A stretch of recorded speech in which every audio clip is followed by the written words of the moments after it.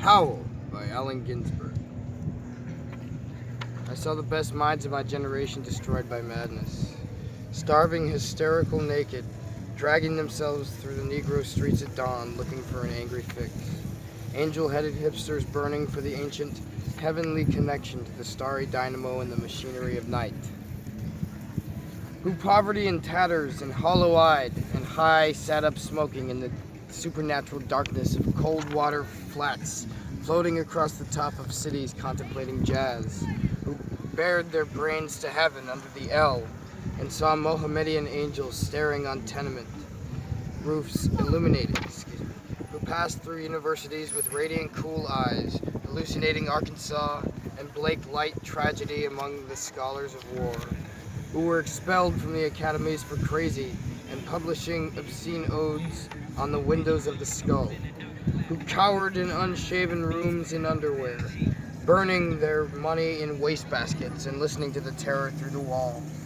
who got busted in their pubic beards, returning through Laredo with a belt of marijuana for New York, who ate fire in paint hotels or drank turpentine in Paradise Alley, death, or purgatoried their torsos night after night, with dreams, with drugs, with waking nightmares, alcohol and cock and endless balls. Incomparable blind streets of shuddering cloud and lightning in the mind leaping towards poles of Canada and Peterson, illuminating all the motionless world of time between. Peyote solidities of halls, backyard green tree cemetery dawns,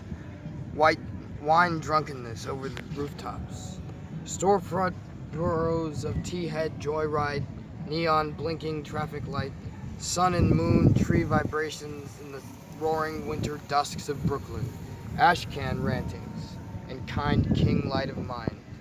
who chained themselves to subways for the endless ride from Battery to Holy Bronx on Benzedrine until the noise of wheels and children brought them down shuddering, mouth-racked and battered bleak, of brain all drained in brilliance in the drear light of the zoo.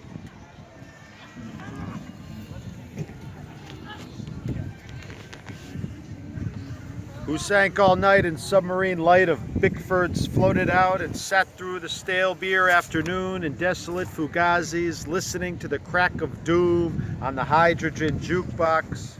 who talked continuously 70 hours from park to pad, to bar, to Bellevue, to museum, to the Brooklyn Bridge, a lost battalion of platonic conversationalists jumping down the stoops, off fire escapes, off windowsills, off Empire State, out of the moon, yakety-yakking, screaming, vomiting, whispering, facts and memories and anecdotes and eyeball kicks and shocks of hospitals and jails and wars. Whole intellects disgorged in total recall for 7 days and nights with brilliant eyes, meat for the synagogue cast on the pavement, who vanished into nowhere, Zen, New Jersey, leaving a trail of ambiguous picture postcards of Atlantic City Hall, suffering Eastern sweats and Tangerian bone grindings and migraines of China under junk withdrawal in Newark's bleak furnished room, who wandered around and around at midnight in the railroad yard, wondering where to go, and went, leaving no broken hearts, who lit cigarettes in boxcars, racketing through snow toward lonesome farms and grandfather night, who studied Plotinus, Poe, St. John of the Cross, telepathy, and Bop Kabbalah because the cosmos instinctively vibrated at their feet in Kansas, who loaned it through the streets of Idaho, seeking visionary Indian angels who were visionary Indian angels, who thought they were only mad when Baltimore gleamed in supernatural ecstasy, who jumped in limousines with the Chinaman of Oklahoma on the impulse of winter midnight streetlight small town rain, who lounged hungry and lonesome through Houston, seeking jazz or sex or soup, and followed the brilliant Spaniard to converse about America and eternity, a hopeless task, and so took ship to Africa, who disappeared into the volcanoes of Mexico, leaving behind nothing but the shadow of dungarees and the lava and ash of poetry scattered in Fireplace, Chicago, who reappeared on the West Coast investigating the FBI in beards and shorts with big pacifist eyes, sexy in their dark skin, passing out incomprehensible leaflets, who burned cigarette holes in their arms, protesting the narcotic tobacco haze of capitalism.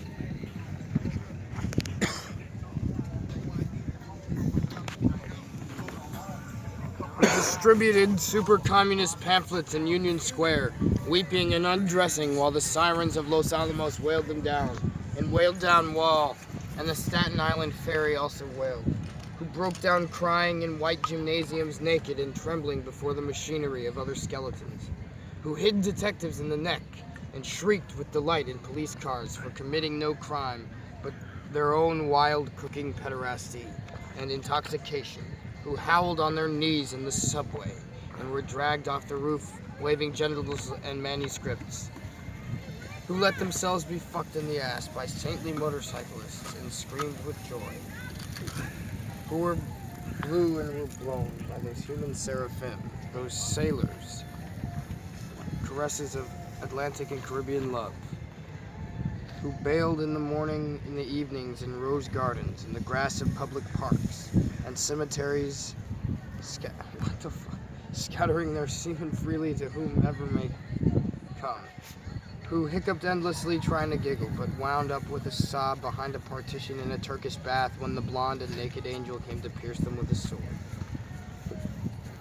who lost their loves to the three old shrews of fate, the one-eyed shrew of the heterosexual dollar, the one-eyed shrew that winks out of the womb, and the one-eyed shrew that does nothing but sit on her ass and snip the intellectual golden threads of the craftsman's loom.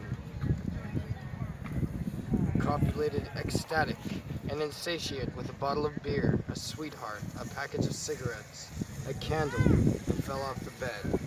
who continued along the floor and down the hall and ended fainting on the wall with vision of ultimate cunt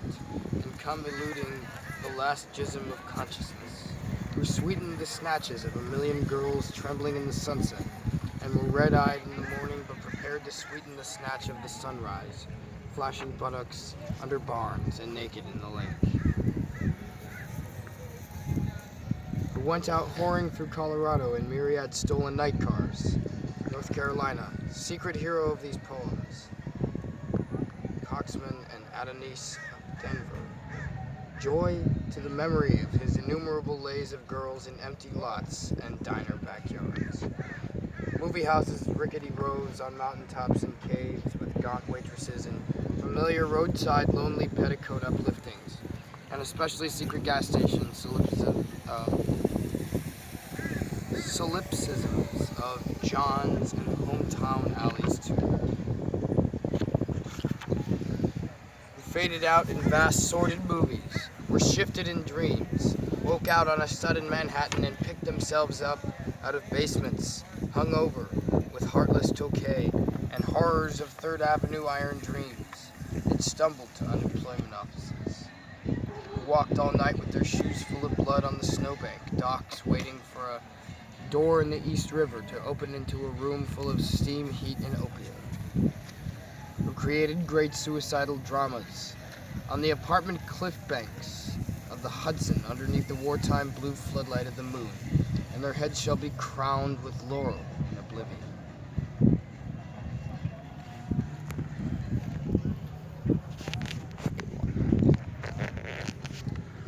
Who ate the lamb stew of the imagination or digested the crab at the muddy bottom of the rivers of Bowery, who wept at the romance of the streets with their push carts full of onions and bad music, who sat in boxes breathing in the darkness under the bridge and rose up to build harpsichords in their lofts, who coughed on the 6th floor of Harlem, crowned with flame under the tubercular skies surrounded by orange crates of theology, who scribbled all night, rocking and rolling over lofty incantations, which in the yellow morning were stanzas of gibberish, who cooked rotten animals, lung, heart, feet, tail, borscht, and tortillas, dreaming of the pure vegetable kingdom, who plunged themselves under meat trucks looking for an egg, who threw their watches off the roof to cast their ballot for eternity outside of time, and alarm clocks fell on their heads every day for the next decade, who cut their wrists 3 times successively, unsuccessfully, gave up and were forced to open antique stores where they thought they were growing old, and cried, who were burned alive in their innocent flannel suits on Madison Avenue, amidst blasts of leaden verse and the tanked-up clatter of the iron regiments of fashion and the nitroglycerin shrieks of the fairies of advertising, and the mustard gas of sinister, intelligent editors who were run down by the drunken taxicabs of absolute reality, who jumped off the Brooklyn Bridge, this actually happened, and walked away unknown and forgotten into the ghostly days of Chinatown, soup alleyways and fire trucks, not even one free beer,